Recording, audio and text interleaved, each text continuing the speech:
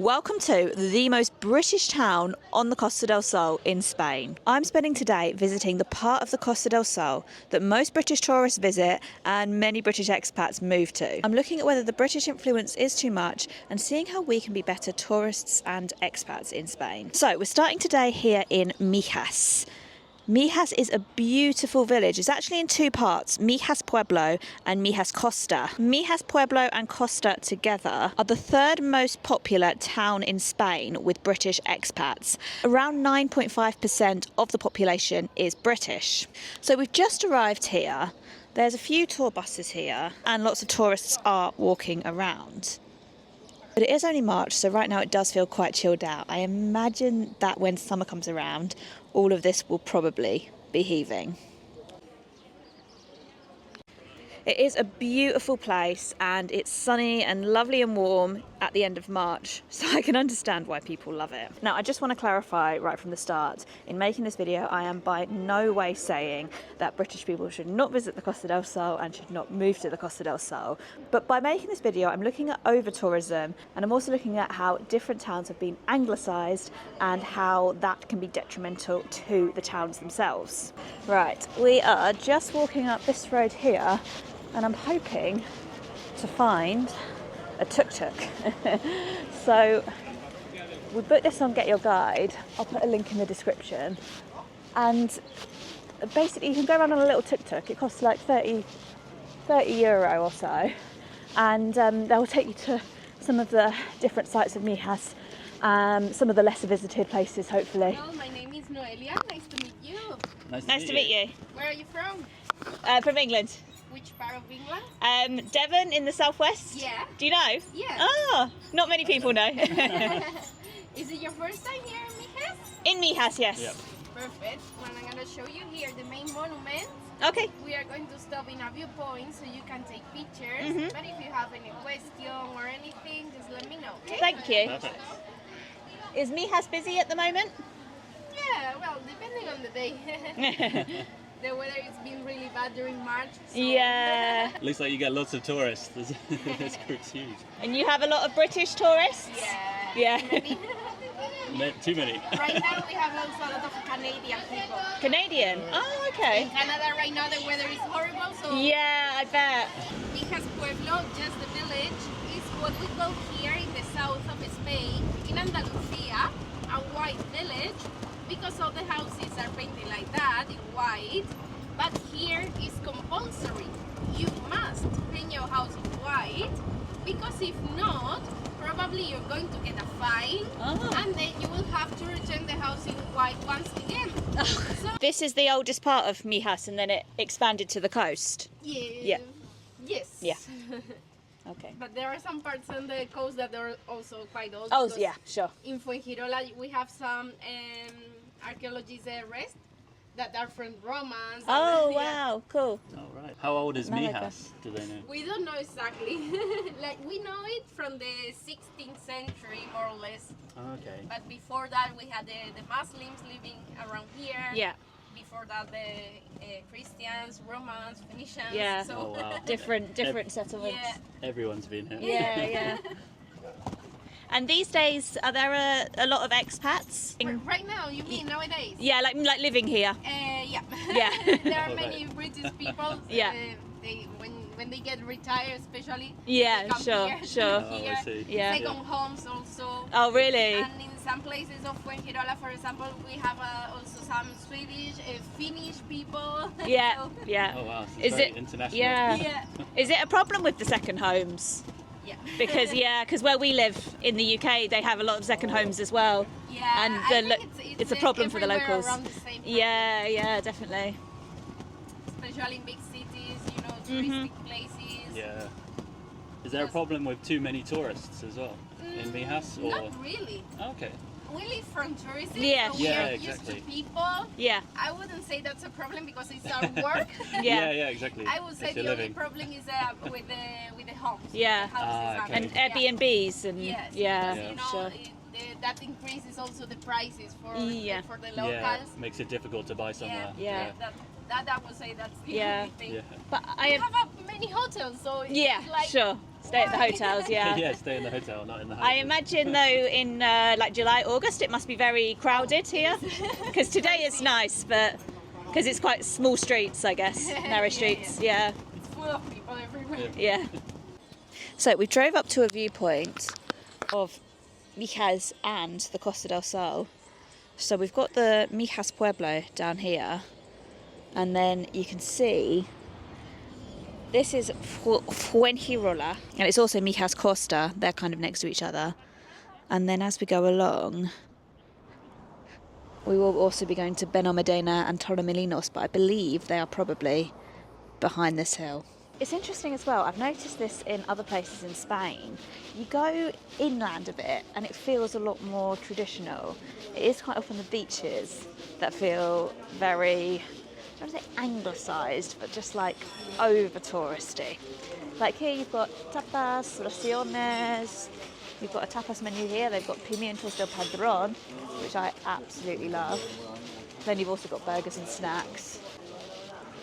And then also we have got La Jarita, tourist shop selling tourist items, but these do look quite nice. Spanish and English menu. So you got the Spanish on this side, English on this side, and a huge variety of food. This is a huge menu. It's a very international menu. You've got your pizzas, you've got your meat, your fish. Yeah, lasagna, risotto. Yeah, there are a lot of restaurants here. And down here we've got Oscar's Tapas Bar. Now, this is not Paella Spain. It's also not Patatas Bravas Spain. Both of those come from different places, and I would say that not that many people in Andalusia eat patatas bravas and paella on a sort of day-to-day basis, but they do sell them here. I'd say this area is busier and it's more tourist-centric, I guess. You know, you've got sort of gift shops here in English, Spanish and Mandarin, this is written. So yeah, nice little town, very pretty little town, but there is a lot of stuff for tourists, and I'm not necessarily saying that's a bad thing. It doesn't feel like tourists have completely taken over. I'd say it might be on the cusp, especially during peak season. It might be getting to the point where it's a bit too over touristy. And like I say, there's nothing wrong with tourism. I'm a tourist myself. I'm not being snooty about tourism. I just kind of want to explore how we can be better tourists. And I do think one of the ways is to visit places like this more so in the off season, which is what it is now. I mean, it's shoulder season really, but it's still quiet. And here we have the historic bull ring. Now, I am very against bullfighting. I'm a vegetarian. So I wouldn't necessarily say that this is a tradition that it's disappointing that it's lost, but bull rings have closed down throughout Spain. They're not illegal, but they have closed down. And I think that is largely because of, well, of people's opinions of animal rights changing, which includes both Spanish people and tourists. This was the ticket booth here. When you used to buy your tickets here, you could buy them for the shade or the sun. It's Costa del Sol for you, isn't it? In England, that would be shelter or rain. You can see why so many people do want to move here, to this part of Spain. You know, it's lovely, it being late March, and I'm walking around in shorts and a t-shirt, sunglasses and a hat. I did also just want to have a chat about expats versus migrants. Now, I have said expats so far in this video, but from now on I'm going to say migrants, because I think if you move somewhere, whatever reason that may be, you are an immigrant, and that's a factual word. I think it is very important that British people, Western people who move to the Costa del Sol or move to Asia or move to Australia do call themselves immigrants. For whatever reason you move, you know, most people migrate for a better life for whatever reason, whether that is out of necessity, like refugees have to move for safety, or whether that is to spend less money, to make more money. And I think it's really important that we treat all people who migrate to another country with the same compassion and understanding. Everyone just wants the best life possible at the end of the day, and for some people that is out the country for whatever reason that may be. So I will say migrant rather than expat in this video from now on. We have arrived in Fuengirola, and this has a very different vibe to Mijas Pueblo. Well, for starters, we've got the beach just over here.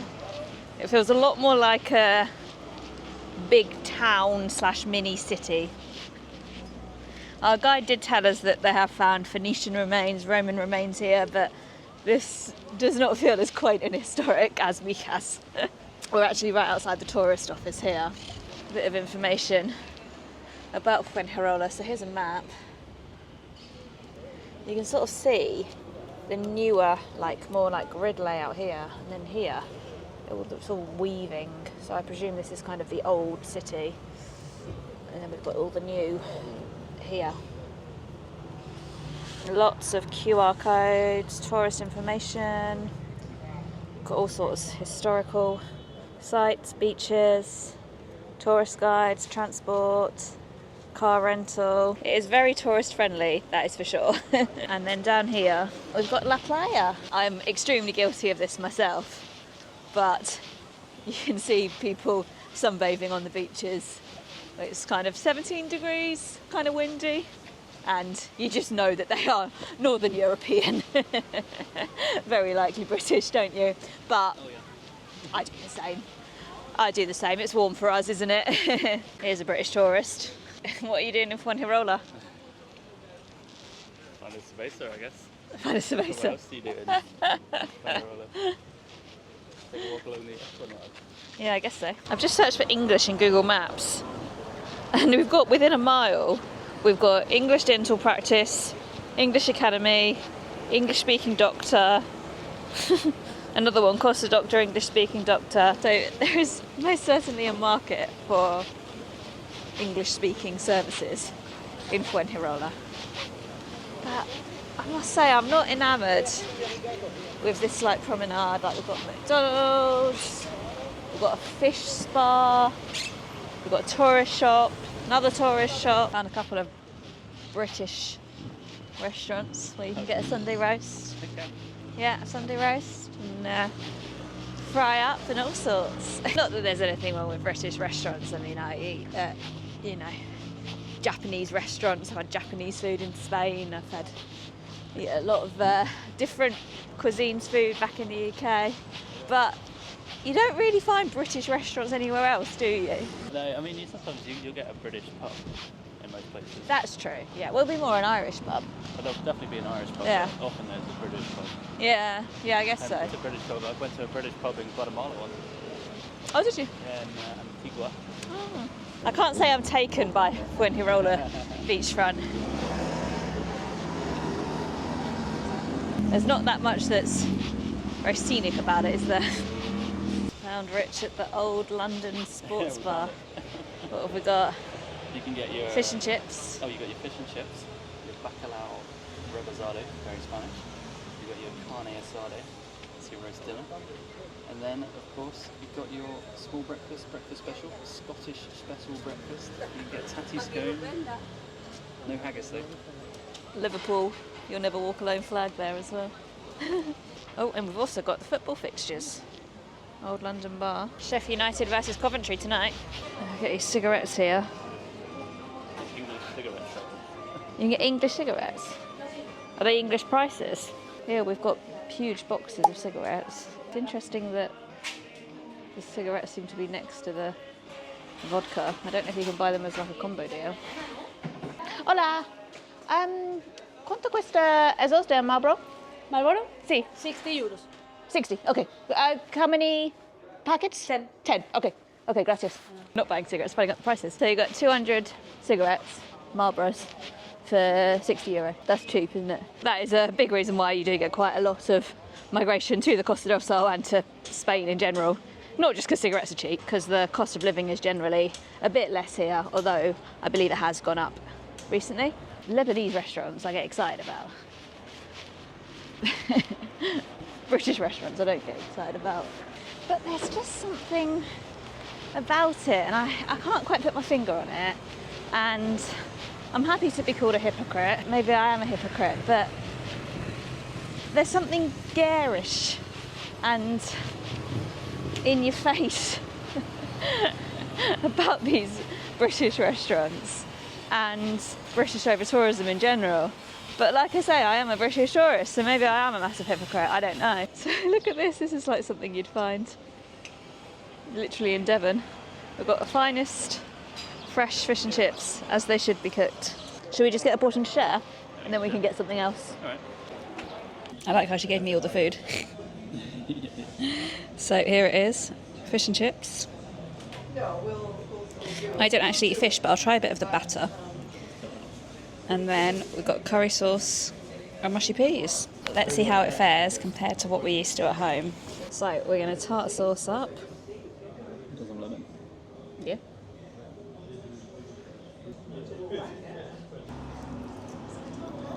Yeah, the chips taste like you get them from a chippy at home, don't they? Yeah.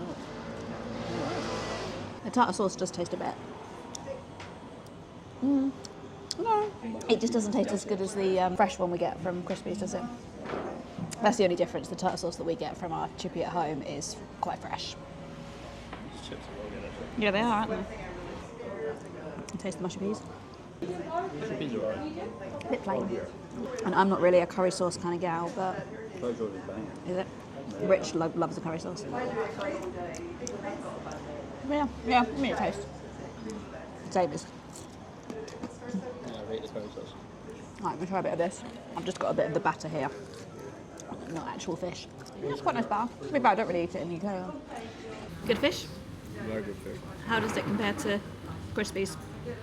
To be honest, Yeah. So the verdict is chips good, fish good, curry sauce good, tartar sauce average, but also it's usually quite average elsewhere in the UK, isn't it?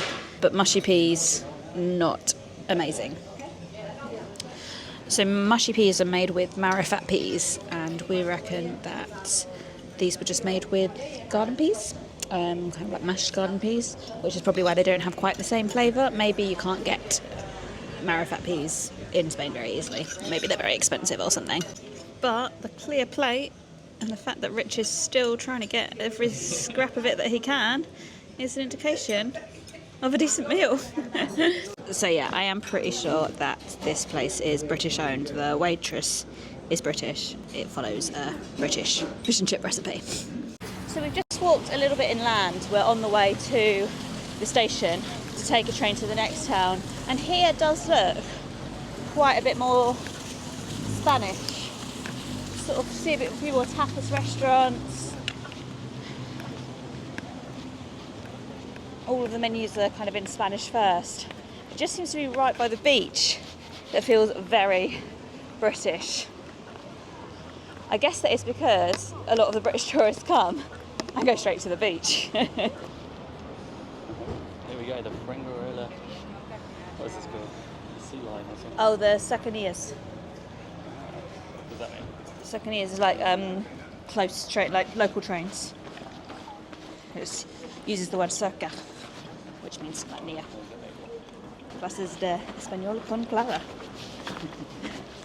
Right. So we're taking the train now to Benalmádena. Now this is a bit of a chicken and egg scenario. Part of the reason why these towns on the Costa del Sol have gotten so touristy is because there's a train line.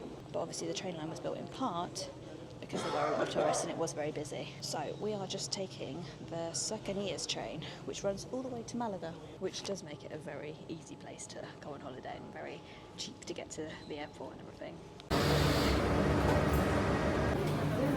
I would like to apologise if I pronounce these names incredibly wrong. I'm used to the British pronunciation of them. So, Fuengirola, or Fuengirola, I don't even know if that's completely right, but that's roughly how you say it. Not Fuengirola. or Fuengirola. And Benalmádena, which is what I was saying before, is actually pronounced Benalmádena, I think. The trains are pretty good. They stop in a lot of these places on the Costa del Sol, and you can pay by contactless card. Just tap and go. I just paid with using my phone. So this is our first look at Benalmádena. I mean, it's quite busy. You've got Domino's Pizza there. We've already walked past a McDonald's. A few nice looking places. We've got a panaderia there. Baking since 1964. This looks Spanish. La Alternativa. We've walked about 200 metres and we've seen our first sign for an English breakfast. €7. But you can also get 5 churros and Colombian coffee. International. Just got some ice cream from Delis Helados Artesanals. This place. Very friendly lady. Seemed quite happy to see us, actually. Didn't seem too fatigued with tourists. So got some ice cream to walk and eat. We are just walking down the Camino to La Playa, the road to the beach, and it does feel more Spanish here. Like you sort of see here, these are residential flats, and this is sort of very similar flats to what we've seen elsewhere in Spain. I was just thinking about this as we were walking to Fuengirola station, because I am very pro-migration. I do think that people should have the right to be able to live where they want to live for whatever reason that be. And I very much want to welcome people who move to the UK, particularly refugees who have fled their countries due to safety reasons, but also anyone who has decided to make it home. I want to make people feel welcome because people have made me feel so welcome in other countries. But I think when you have the privilege to move somewhere such as the Costa del Sol, I think then maybe you have a bit more of a responsibility to adapt a bit more. And I'm not saying that that means you shouldn't be opening a British food restaurant, because I think migration's great. With migration you can share ideas, you can share cuisines, you can share stories, and one of the ways to do that is through food. So I don't see anything wrong with that, but I think it's just a lot of people do move to the Costa del Sol and, for example, don't try and learn Spanish or don't try and do anything Spanish.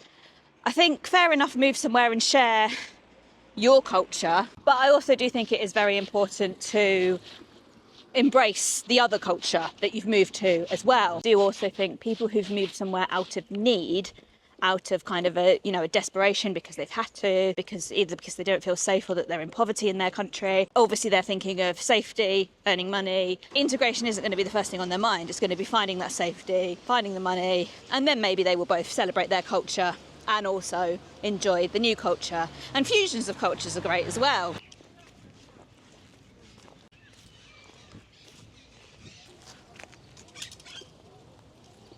As an aside note, we learnt the other day that it was very normal about a couple of decades ago for Spanish people to have like turtles as pets, and obviously turtles can live for a very, very long time. So then they started releasing them into the wild. And we've just seen a load of wild terrapins. They're here as well. Just another bit of la cultura española for you. Now, if you're British, you've very likely been to Wetherspoons a few times. But have you ever been to Wetherspoons? We're going to grab a drink here.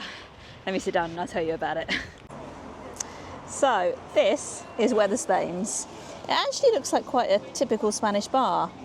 I wouldn't say there's a huge, it doesn't feel like a British pub in Spain, apart from the Wetherspoons name. You can see the beach from here.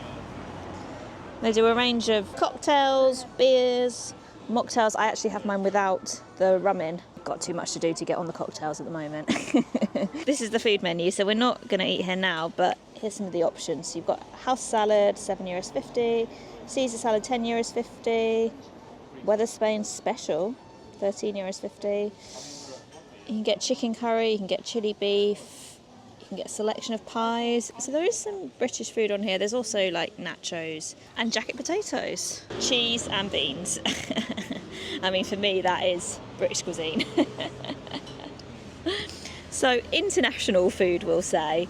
Definitely an emphasis on what you might get in a British pub, because the curries, I'm going to guess, are more like British style Indian curries than the actual curries that you'd get in India. But the prices are good.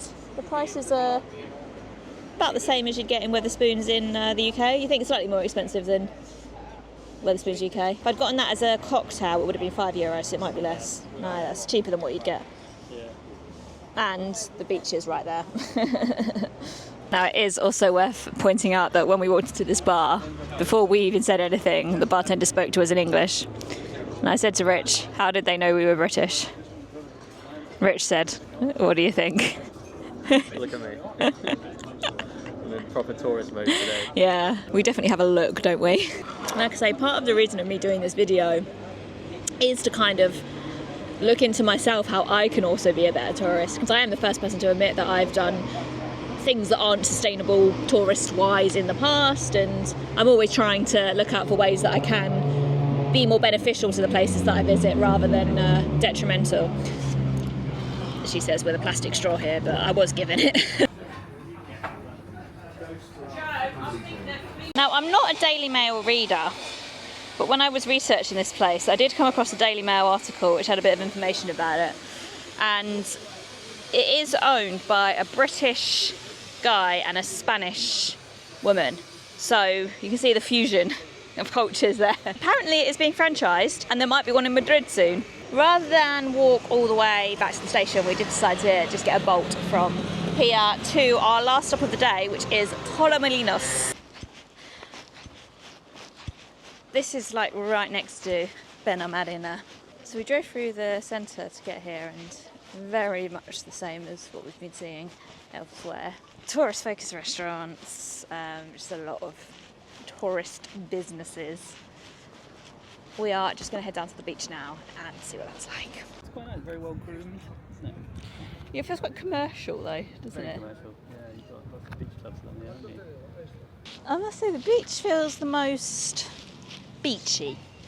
The most beach that you'd like lay and spend a bit of time in. The other beaches in Benalmádena and Fuengirola, at least right near the centre, have felt a lot more like city beaches, town beaches. But I quite like this, to be fair. Oh yeah. It's quite interesting. I was reading an article the other day about all of the kind of Spanish stereotypes that you see, which is like patatas bravas, paella, obviously lots of sun, lots of beaches, and actually Spain's a very diverse place. When we've been up in the north on this trip, we saw like a really different side to Spain, very different weather, and we were in the Basque Country, so completely different language. And then obviously here, you've got the Spanish stereotypes of sun, sea, tourists, but then you look at some of the menus of places that are catered for tourists, and then you've got all of these meals that Spanish people don't really eat. I was attempting to inject a bit of culture into our day on the Costa del Sol, but initially I thought that this was closed, but this is the Casa de los Navahas, and it is a Moorish house, but I believe it was only built in the 1920s. Yeah, 1926.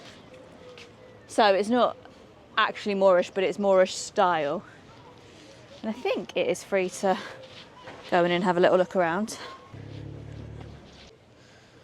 So this house also has a connection with people moving to the Costa del Sol. So in the 1920s, a lot of Spanish people took up second homes here. Maybe they lived in the colder parts in the north and would spend winters here or similar. And this was the residence of the Navahas family, which was a family that was connected to the sugarcane business. And it was decorated in this Moorish style as a bit of a homage to Andalusia's past, because this area of Spain was all Moorish.